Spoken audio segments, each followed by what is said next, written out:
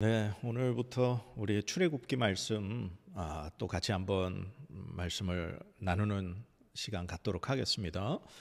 오늘 먼저 출애굽기 1장 말씀 같이 봉독합니다. 야곱과 함께 각각 자기 가족을 데리고 애굽에 이른 이스라엘 아들들의 이름은 이러하니 르우벤과 시몬과 레위와 유다와 이사갈과 스불론과 베냐민과 단과 납달리와 갓과 아세리요. 야곱의 허리에서 나온 사람이 모두 70이요 요셉은 애굽에 있었더라. 요셉과 그의 모든 형제와 그 시대의 사람은 다 죽었고 이스라엘 자손은 생육하고 불어나 번성하고 매우 강하여 온 땅에 가득하게 되었더라. 요셉을 알지 못하는 새 왕이 일어나 애굽을 다스리더니 그가 그 백성에게 이르되 이 백성 이스라엘 자손이 우리보다 많고 강하도다. 자, 우리가 그들에게 대하여 지혜롭게 하자. 두렵건대 그들이 더 많게 되면 전쟁이 일어날 때에 우리 대적과 합하여 우리와 싸우고 이 땅에서 나갈까 하노라 하고 감독들을 그들 위에 세우고 그들에게 무거운 짐을 지워 괴롭게 하여 그들에게 바로를 위하여 국고성 비돔과 라암셋을 건축하게 하니라. 그러나 학대를 받을수록 더욱 번성하여 퍼져나가니 애굽 사람이 이스라엘 자손으로 말미암아 근심하여 이스라엘 자손에게 일을 엄하게 시켜 어려운 노동으로 그들의 생활을 괴롭게 하니 곧 흙 이기기와 벽돌 굽기와 농사의 여러 가지 일이라. 그 시키는 일이 모두 엄하였더라. 애굽 왕이 히브리 산파 십브라라 하는 사람과 부하라 하는 사람에게 말하여 이르되 너희는 히브리 여인을 위하여 해산을 도울 때에 그 자리를 살펴서 아들이거든 그를 죽이고 딸이거든 살려두라. 그러나 산파들이 하나님을 두려워하여 애굽 왕의 명령을 어기고 남자 아기들을 살린지라. 애굽 왕이 산파를 불러 그들에게 이르되 너희가 어찌하여 이같이 남자 아기들을 살렸느냐. 산파가 바로에게 대답하되 히브리 여인은 애굽 여인과 같지 아니하고 건장하여 산파가 그들에게 이르기 전에 해산하였더이다 하매 하나님이 그 산파들에게 은혜를 베푸시니 그 백성은 번성하고 매우 강해지니라. 그 산파들은 하나님을 경외하였으므로 하나님이 그들의 집안을 흥왕하게 하신지라.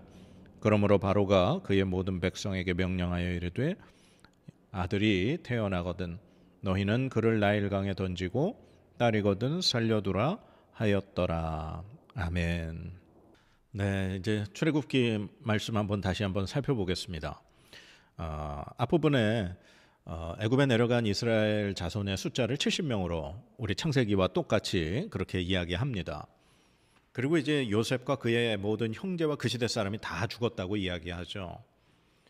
시간이 얼마나 지났는지는 모르겠습니다. 그래도 아마 100년 이상, 200년 이상 지나지 않았을까요?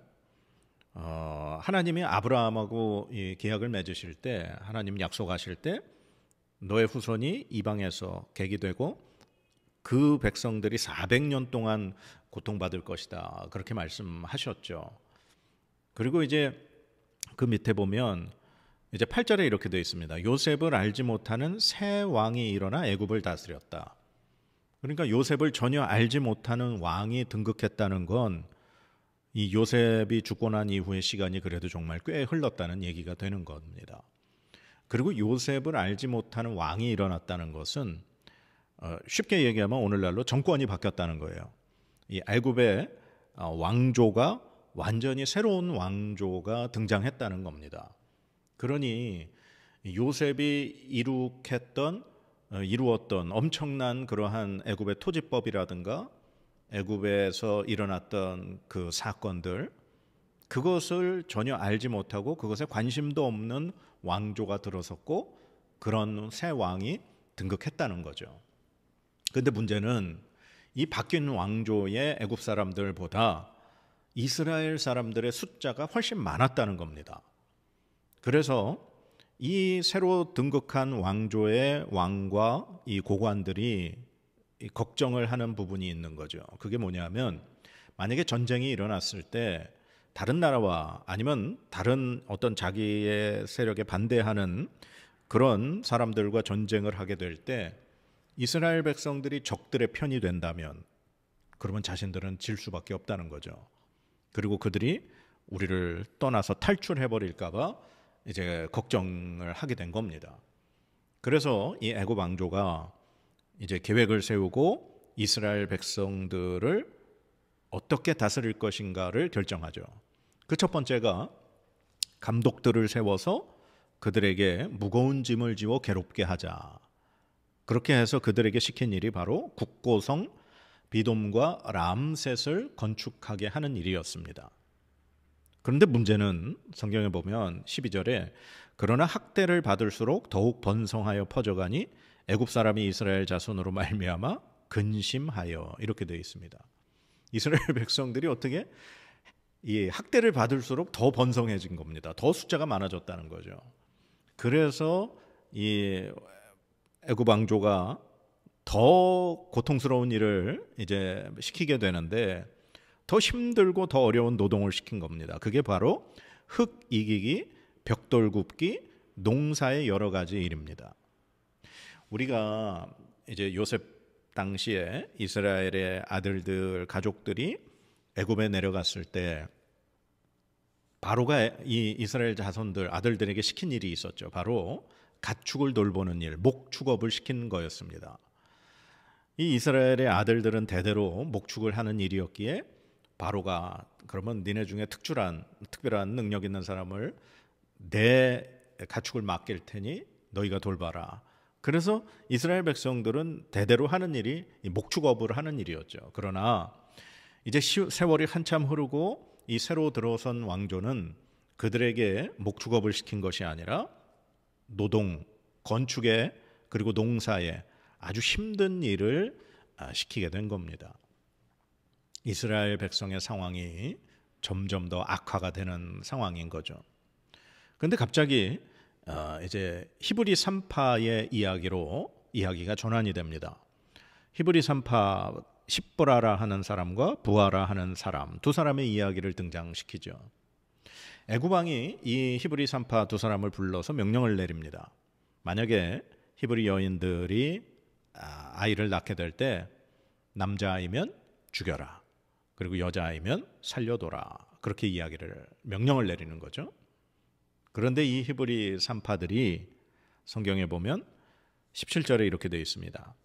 그러나 산파들이 하나님을 두려워하여 애굽 왕의 명령을 어기고 남자 아이들을 살린지라. 네.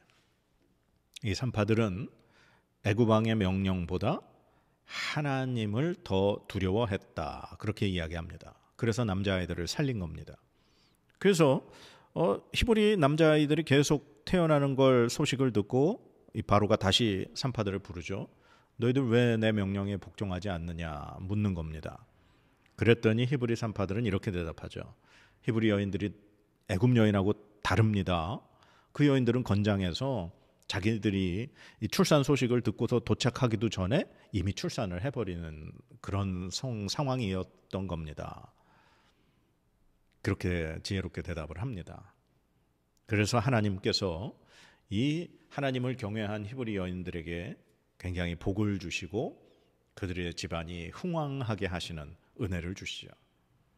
그래서 이제 결국 바로는 자신이 직접 백성들에게 명령을 내립니다. 만약에 남자아이가 태어나면 날강에 버려라. 여자아이면 살려도 좋다. 이게 오늘 출애굽기 1장의 말씀의 내용입니다. 오늘 말씀 보시면서 여러분들 어떤 생각 드십니까? 이스라엘 백성들의 상황이 느껴지십니까? 이스라엘 백성들의 상황이 점점점 더 비참해져 가고 있습니다. 요셉을 알지 못하는 왕이 등장했어요. 어떻게 보면 그동안 이스라엘의 이 자손들, 후손들이 애굽에서 번성하고 성장하고 아주 그냥 생육할 수 있었던 그 이유는 요셉 때문이었죠. 물론 하나님 때문에 그렇게 됐습니다. 그러나 현실적인 상황에서 그들이 그렇게 살 수 있도록 가장 큰 도움을 주고 영향력을 끼친 사람은 요셉이었죠. 그런데 요셉을 알지 못하는 왕이 등장하면서 이스라엘 백성들의 상황은 완전히 역전이 된 겁니다. 그리고 그들이 하던 목축업이 아닌 국고성을 짓는 건축의 현장의 일로 그들의 일이 바뀌었죠.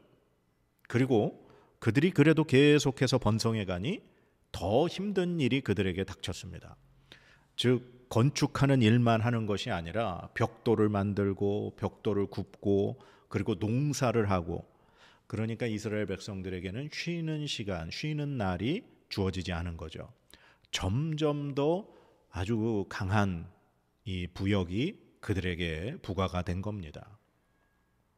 그리고 그에 더해져서 이제는 자신의 후손들, 즉 남자아이가 태어나면 죽이려고 하는 이 바로의 이 계획, 그것이 실천되지 않자 바로가 직접 명령을 내려 남자아이가 태어나면 강물에 버려 죽이라는 엄청난 명령이 지금 떨어진 거죠. 이 이스라엘 백성들의 현실이 불과 몇백 년 만에 정말 애굽에서 평안함을 누리고 모든 어떤 좋은 조건을 누리다 갑자기 최악의 상황으로 변해버렸습니다. 그런데 희한하게 오늘 이 말씀 상황에서, 이 이스라엘의 참혹한 현실 상황에서 산파들의 이야기를 우리에게 보여주고 계십니다. 이스라엘의 이 백성들과 현실과 어떻게 보면 정반대의 상황에 사람을 우리에게 비춰주는 말씀입니다. 이 히브리 산파들은 이 히브리 여인들의 출산을 돕는 그러한 일을 하는 사람들인 거죠. 그런데 그 여인들이 어쨌거나 하나님을 두려워했다는 겁니다. 그래서 왕의 명령을 어기고 남자아이를 살릴 정도로, 그러니까 이 히브리 산파들은 바로의 명령과 하나님의 이 두려움 가운데 하나님을 두려워하는 것을 선택했다는 거죠. 바로의 명령은 엄청난 힘이 있는 겁니다. 바로의 명령을 거역한다는 건 죽음을 의미하는 거죠. 즉 이 히브리 산파들은 자신의 생명을 걸고 이 일을 했다는 겁니다. 그러니 하나님이 가만히 계시겠습니까? 그래서 하나님이 그 산파들에게 은혜를 베푸시고 그들의 집안을 흥왕하게 하셨다. 그렇게 말씀을 우리에게 가르쳐주고 있습니다. 요즘에 많이 경제적으로 어렵습니다. 이 우리나라 이 상황.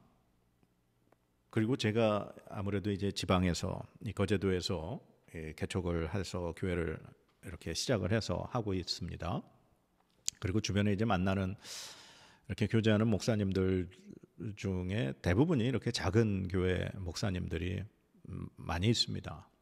근데 목사님들하고 대화를 하다 보면 올해 들어서 더 경제적인 상황이 많이 어렵고 힘들어졌다라고 말씀을 하십니다. 왜냐하면 우리처럼 이렇게 작은 교회는 이렇게 뭐 예전에 사역했을 때, 부교육자로 사역했을 때의 교회들이나 아니면 예전에 알고 있던 지내던 분들이 조금씩 이렇게 헌금 보내주시는 그러한 후원이 이 교회를 유지하는 데 굉장히 큰 힘이 되거든요.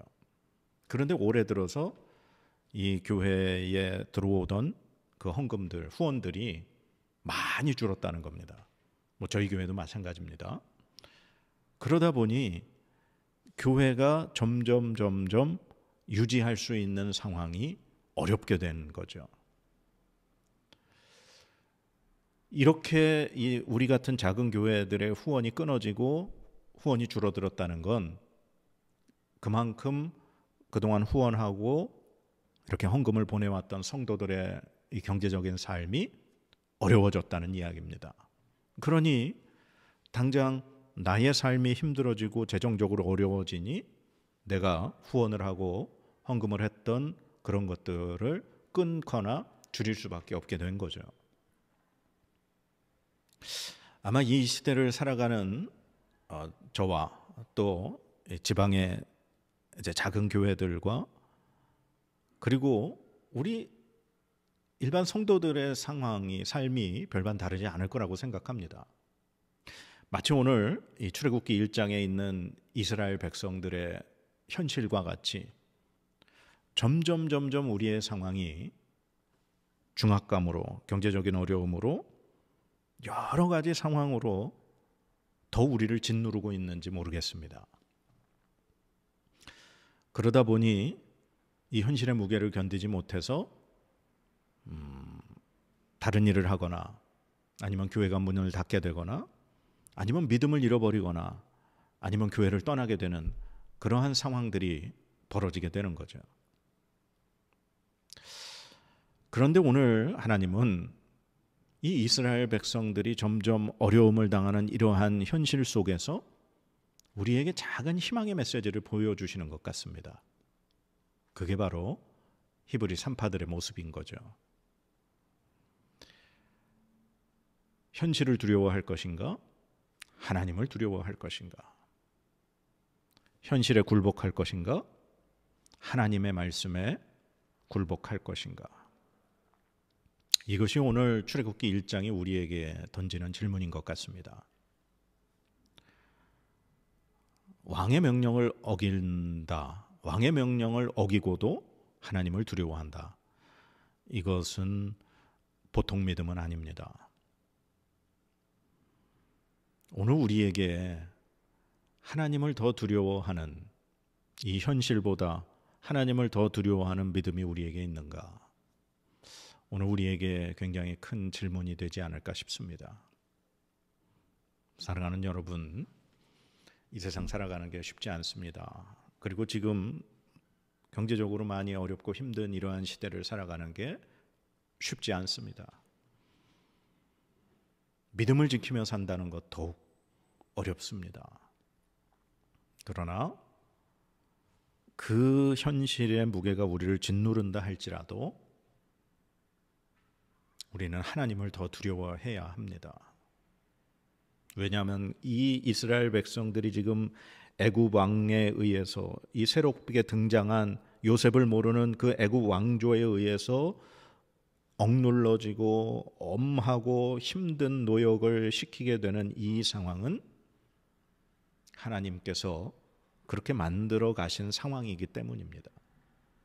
이 상황을 통해 하나님이 그 고통받는 이스라엘 백성을 건지시기 위한 하나님의 계획이 있기 때문입니다.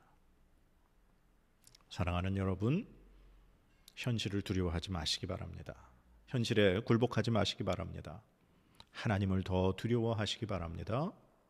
하나님께서, 하나님을 더 두려워하는 백성은 반드시 은혜를 베푸시고 하나님께서 흥왕하게 하시는 줄 믿습니다. 이 믿음, 저와 여러분이 잘 간직하고 하나님을 두려워하는 하나님의 백성으로 오늘도 살아내기를 간절히 소망합니다. 기도하겠습니다. 하나님, 현실은 우리를 짓누릅니다. 하나님, 현실은 우리를 굴복하게 만들려고 애씁니다. 그러나 하나님, 우리에게는 하나님을 두려워하는 믿음이 있습니다. 하나님, 우리를 붙들어 주옵소서. 우리가 쓰러지지 아니하도록 우리의 손을 붙들어 주옵소서. 우리를 일으켜 주시고 우리를 세워 주시옵소서. 하나님, 하나님 두려워하고 하나님을 선택한 자들에게 하나님 함께 하심을 보여 주시옵소서. 오늘 이 하루도 하나님과 함께 하나님 손 붙들고 살아가는 우리의 삶 되도록 인도하여 주시옵소서. 감사드리며 예수님의 이름으로 기도드립니다. 아멘.